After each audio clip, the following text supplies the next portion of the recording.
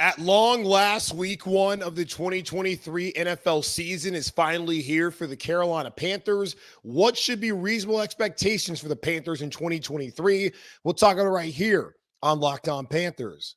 You are Locked On Panthers, your daily Carolina Panthers podcast. Part of the Locked On Podcast Network. Your team every day.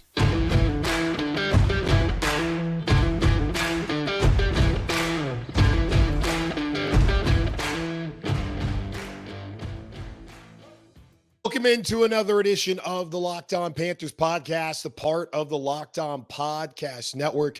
I'm your host, as always, Julian Council, talking Carolina Panthers with you every Monday, Tuesday, Wednesday, Thursday, and Friday. Your team every day. That's our motto here on the Locked On Podcast Network.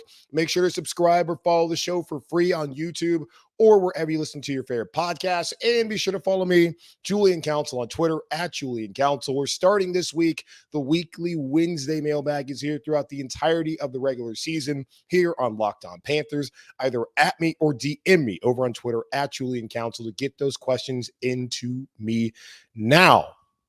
As you can hear, I am hoarse. I have lost my voice. It is a awful time for this to have happened as week one of the NFL season is here, but it's completely my fault. Actually, no, it's not my fault. It's the fault of the South Carolina offensive line, who allowed my Tar Heels to have 9 sacks and 16 tackles for loss on Saturday night at Bank of America Stadium. So I was screaming my head off, lost my voice, but I did win $100 from my buddy Michael. So thank you for the free money there, you Gamecock loser. But moving forward, to what actually matters, what you guys are listening to this podcast for, we're going to talk about the Carolina Panthers and expectations this season. And Brian Burns, will he be a part of the Panthers come week one this Sunday in Atlanta? So all that coming up here on the show. So please bear with me if it's your first time ever listening to the show. No, I do not normally sound like this, but at least for today and probably tomorrow, hopefully not all week, this is what I'm going to sound like, but we're going to make it through. So please bear with me as we talk about the Carolina Panthers as week one. Thank God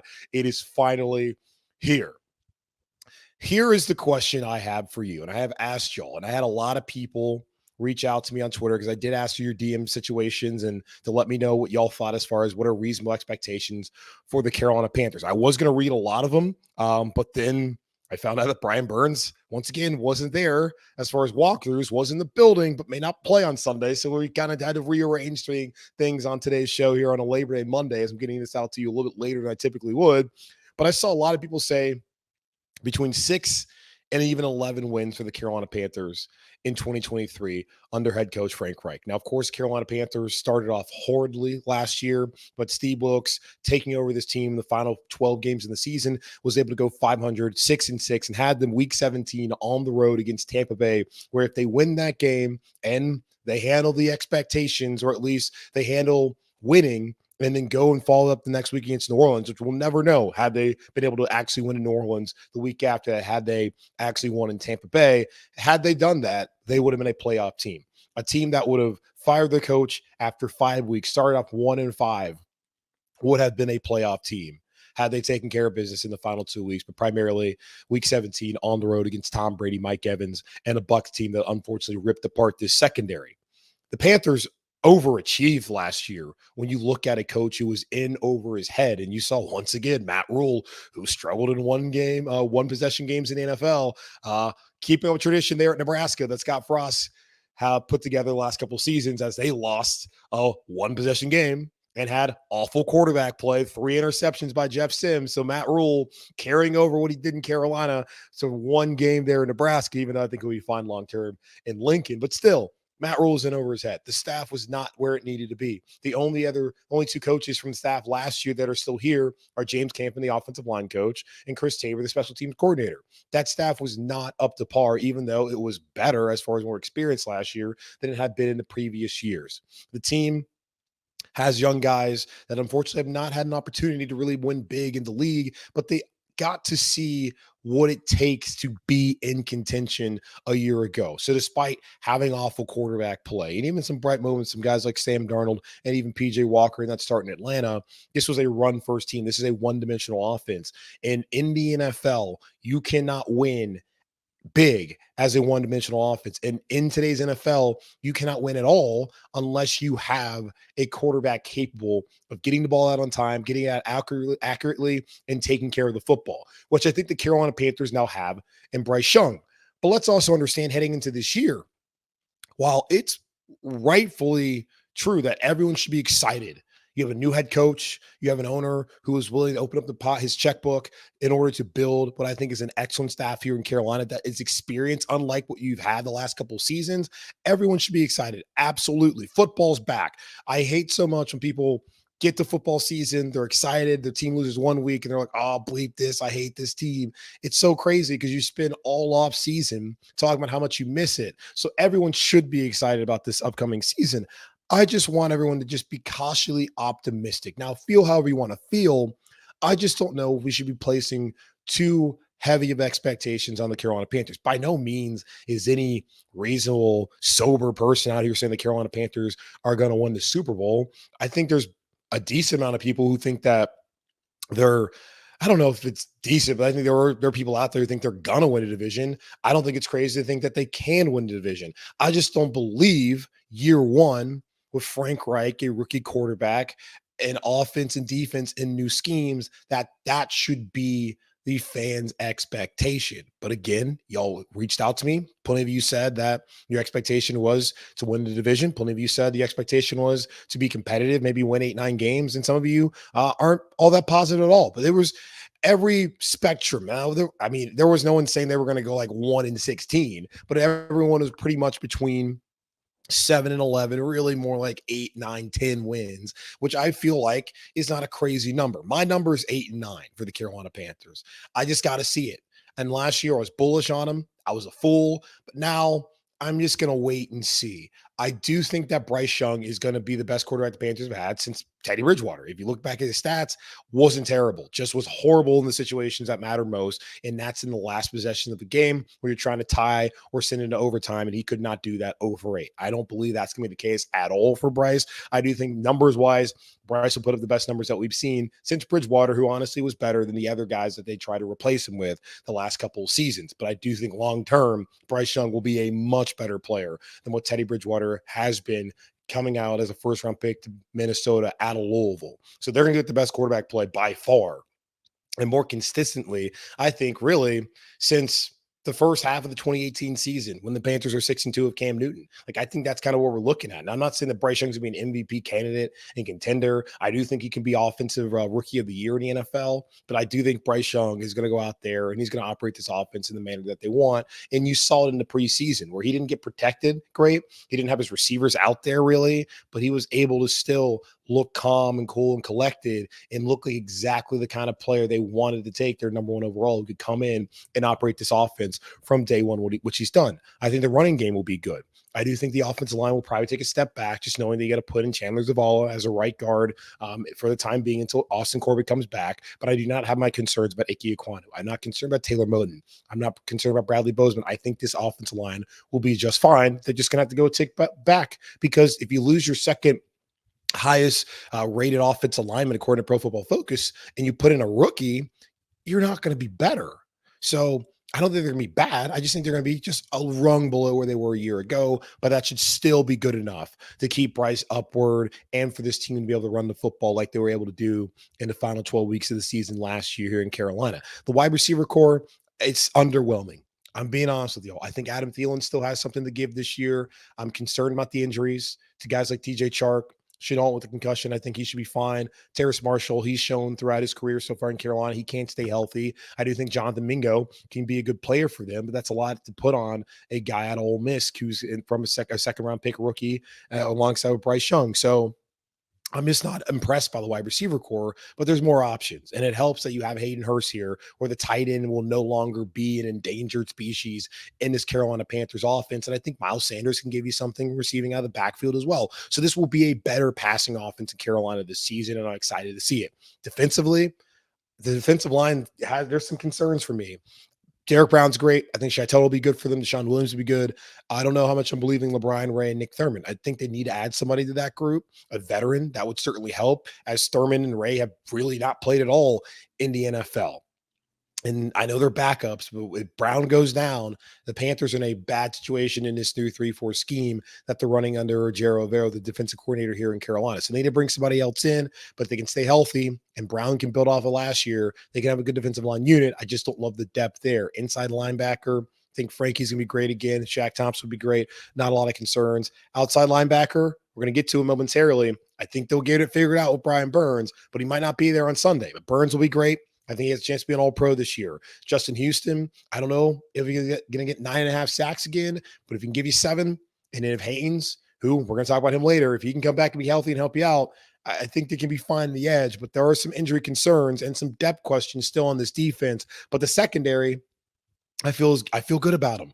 At safety, love Von Bell, love Xavier Woods. Everything I've heard about those guys as communicators leads me to believe that the communication in the back end is going to be great this year. JC Horn, please, God, stay healthy. If you do, you are going to be one of the emerging stars in the NFL coming out of the season, because I certainly believe that people have just not been able to lay their eyes on him enough across the league to understand just how good of a player he is. Dante Jackson as well can be a good player for the Panthers, just needs to stay healthy. And of course, he is entering week 1 dealing with his own injury. But adding in Troy Hill, who knows the system and has been in this scheme, it helps the Panthers to have more experience. And CJ Henderson can only get better from what we've seen over the last couple of seasons. So defensively, like with the offense, I think there's pieces there. I like the defense way more than like the offense, but it's just going to take some time. And I ask people to be patient.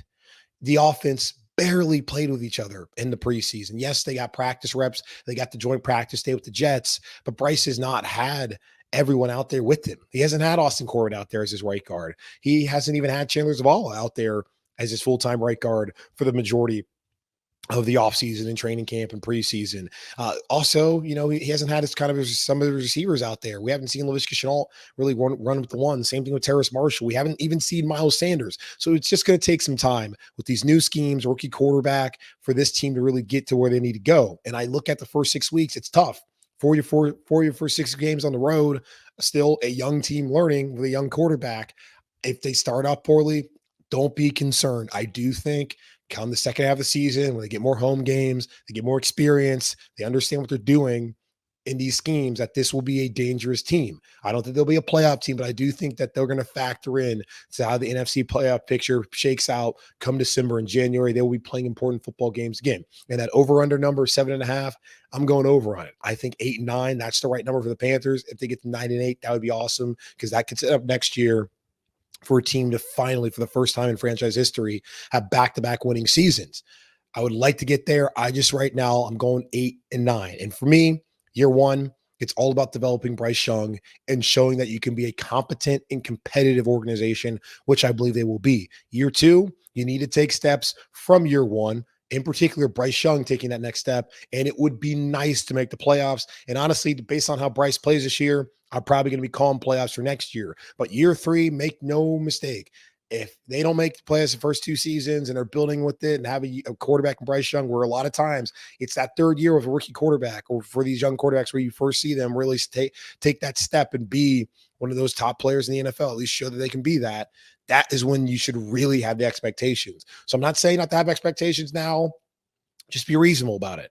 Playoffs to be great this year. I don't think it's going to happen. Playoffs could be great next year. And based on how Bryce plays this year, that could be what happens. But year 3, that's really just when the expectations should certainly be placed on them, like, hey, win or else. But this year, I don't see that being the case. Would love for them to be back in a position to where they could win the NFC South. I still would favor New Orleans. I do think Atlanta's improved. Tampa Bay is a joke, so I'm not really worried about the Bucs, but I do think the Carolina Panthers can get to 8 wins this year and maybe even 9 and potentially be there in the wild card picture when it comes to the NFC playoffs. So we'll see. So let me know again. DM me on Twitter at Julian Council. Let me know what your expectations are for the Carolina Panthers heading into this season. Now, I don't know what we should expect Brian Burns to play on Sunday, considering he's been sort of MIA from the practice field over the last couple of days. We'll get into that here in just a moment on Locked On Panthers. Football season kicks off this Thursday, and there's no better way to get in on the action than with Underdog Fantasy and their Pick'em game. Just pick between 2 to 5 players, select whether they'll go higher or lower on one of their stats, then do what you usually spend kickoff night doing, watching the game. You can win up to 20 times your money in a single game by going 5 for 5. It's a fantasy game, but you can win real money. It's legal in over 30 states, including North Carolina, and it's a ton of fun. If you want to build your dream team today, head over to their easy-to-use mobile app or website, underdogfantasy.com. When you sign up with promo code LOCKEDON, and not only with Underdog, double your first deposit up to $100, but they also have a Pick'em special live now in their Pick'em lobby. Patrick Mahomes just has to get 1 yard for you to pick to be correct. Remember, that's Underdog Fantasy. Sign up with promo code Locked On. Use the link in the description or scan the QR code if you're watching us on YouTube.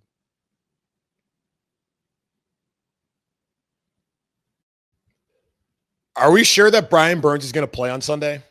That is a question that we are all asking ourselves after Frank Reich met with the media on Monday afternoon here on Labor Day and said that Brian Burns did not take part in walkthroughs. And he was, though, in the building last week. Similar situation where Brian Burns was not out there on the practice field, but was in the building for meetings, leading people to wonder, is this contract related? A week ago, Frank Reich said that he was unsure what was going on, but did say it was a personal matter, would not say whether it was contract related, stating last week and again on Monday that he has nothing to do with the contract situation that's going on with Brian Burns. He did mention that he spoke to Scott Fitterer and David Tepper, the Panthers owner, and let him know how he feels about Brian Burns and wanting him to be here in Carolina long term.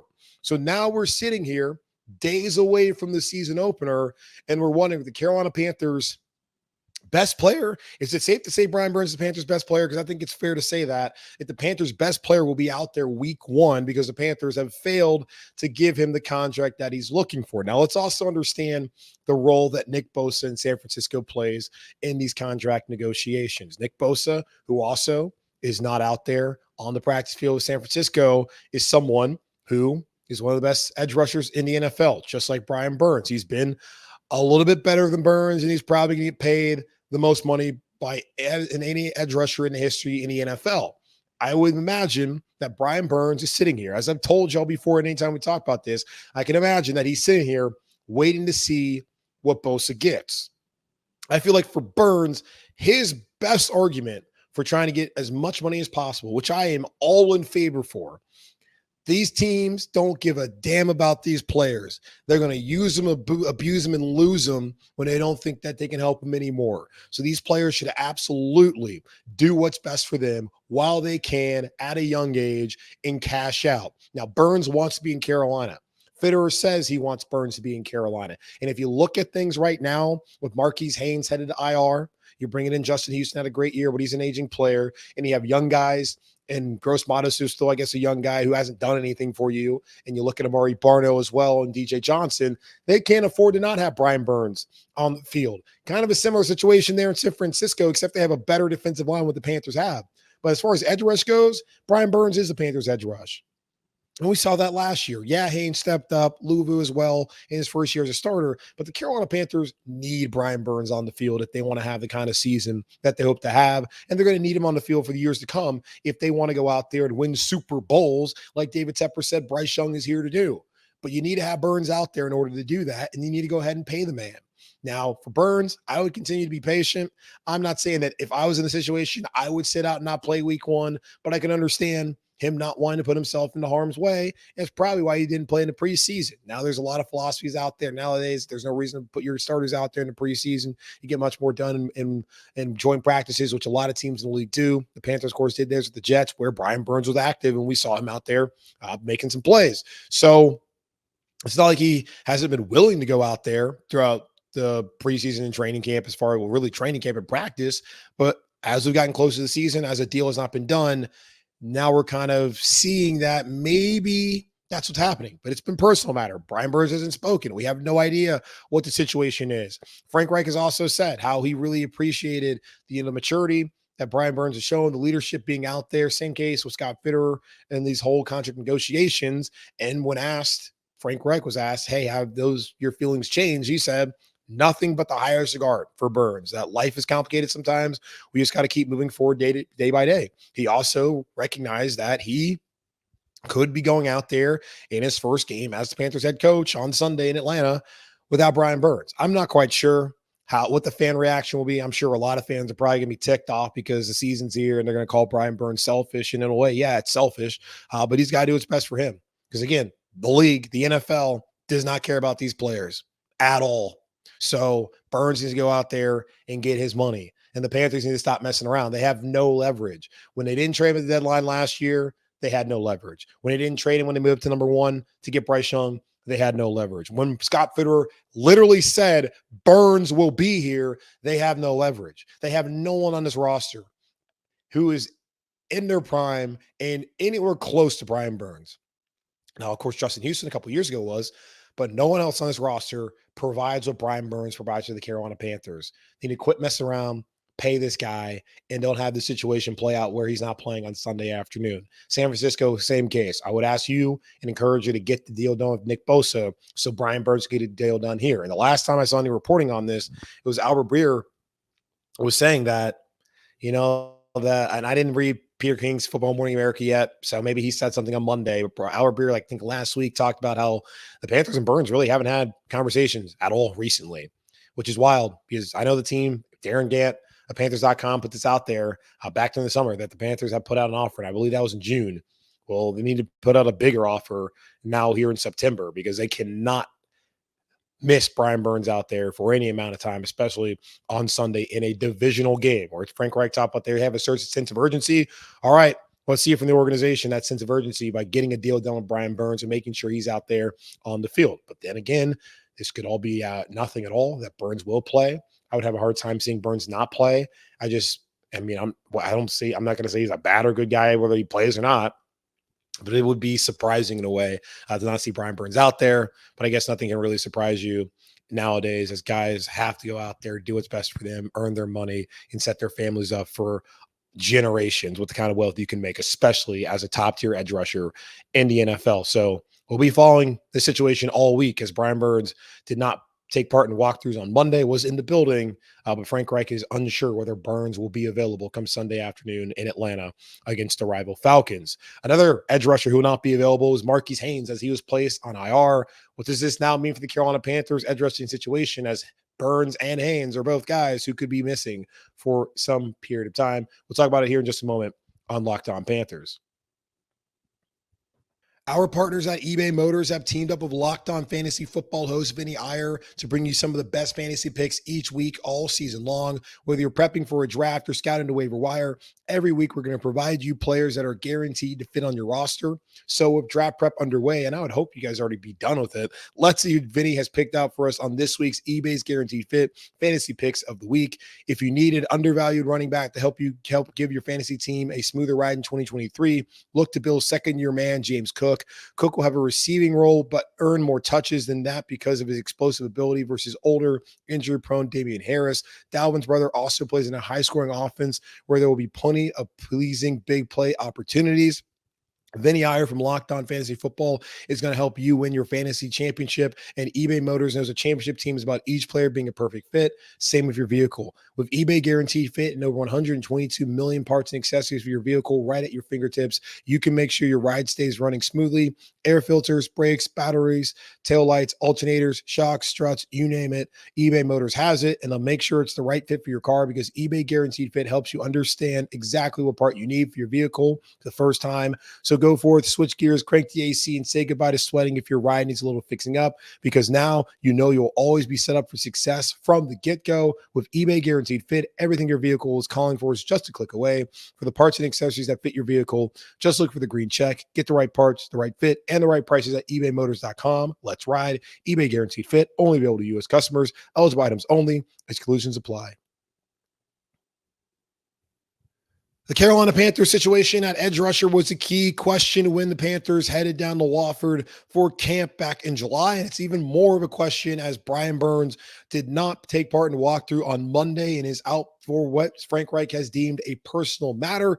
Although he has been in the building for team meetings, there is some thought that this is contract related, and it's probably a correct thought, as the Carolina Panthers have yet to sign their two-time Pro Bowl edge rusher to a long-term deal that would make him among one of the highest paid edge rushers in the NFL. Nick Bosa out in San Francisco, also in the same situation as Burns, awaiting a new contract. Could they be related? Probably, but we'll see how all that transpires this week as the Carolina Panthers prepare for the Atlanta Falcons in week 1 of the NFL season. So they'll be potentially be without Brian Burns. They do know that they'll absolutely be out without Marquise Haynes for the next 4 weeks, as he was placed on IR. Haynes was held out of most of training camp with a back issue and returned to practice briefly once the team returned to Charlotte, but left again last week, still dealing with that same back issue. He joined Stephon Sullivan, the Panthers tight end, on IR, and they can both return in week 5.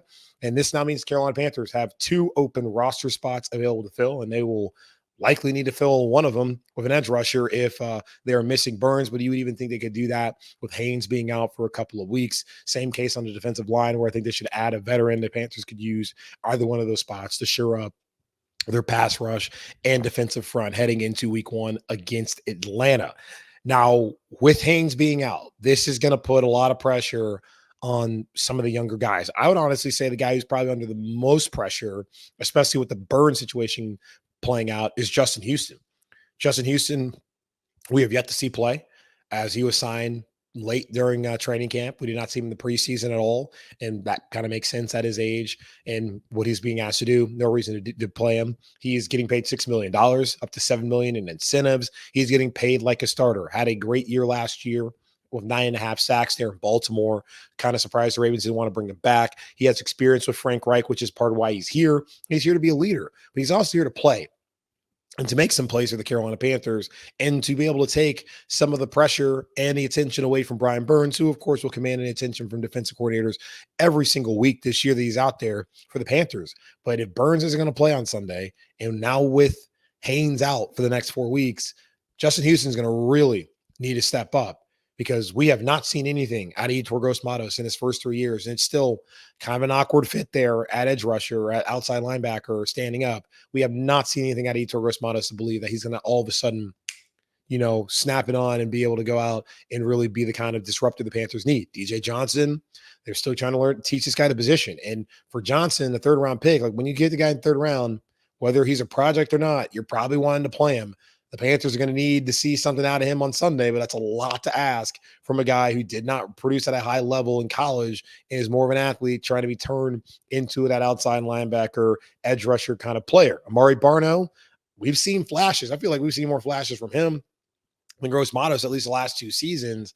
He's probably more of a special teamer, but they're going to need him out there on Sunday if Burns doesn't play, but knowing that Haynes isn't out there. So all 4 of those guys, really, Justin Houston, are going to have to step up and be able to make some plays for the Carolina Panthers with Marquise Haynes out for the next 4 weeks. And even on Sunday, if they don't have Brian Burns out there, I think Burns will be out there. Again, I would be surprised, man, if he doesn't go out there and play, because I don't see him being someone to sit out a game because of contract. Not saying he would be a bad guy to do it, not saying he'd be a good guy. I couldn't see that from Burns, but we'll see what happens on Sunday. But the Carolina Panthers will be out. We without Marquise Haynes for the next 4 weeks, as he's on IR right there with Stephon Sullivan. And they're going to need some of these young guys to step up, because this is it's time to go. It's week 1, and it's exciting. Got the Atlanta Falcons this week, of course, guys, and I'm ready to see what happens here. I think the Panthers can go down there and win. I think the Panthers are going to go down there and lose. I mean, these first 2 weeks, it's tough. With New Orleans, Monday Night Football, a team that I think is the favorite to win the division, who I would pick to win the division. I could see the Panthers going 2-0. I can see the Panthers going 1-1. I can see the Panthers going 0-2. And if I had to really rate them, I would have 1-1 first, then 0-2, then 2-0. And I know people are like, oh, that's so negative. I don't think they're going to win both these games. I do think that a split's going to come, more likely than not, but it's going to make it even harder to win both of them if they are not able to get some pressure, and if they're without guys like Brian Burns, but also some of these young guys don't step up. So a lot of pressure there on these edge rushers, like there already was going through the season, but that's now just been ramped up and intensified based on the personal matter going on with Brian Burns and Marquise Haynes headed to IR. So we'll see how it works out once we get closer to Sunday here in Carolina. That's going to wrap up this edition of the Locked On Panthers podcast, a part of the Locked On Podcast Network, hosted by yours truly, Julian Council. Again, y'all subscribe or follow for free on YouTube or wherever you listen to your favorite podcast.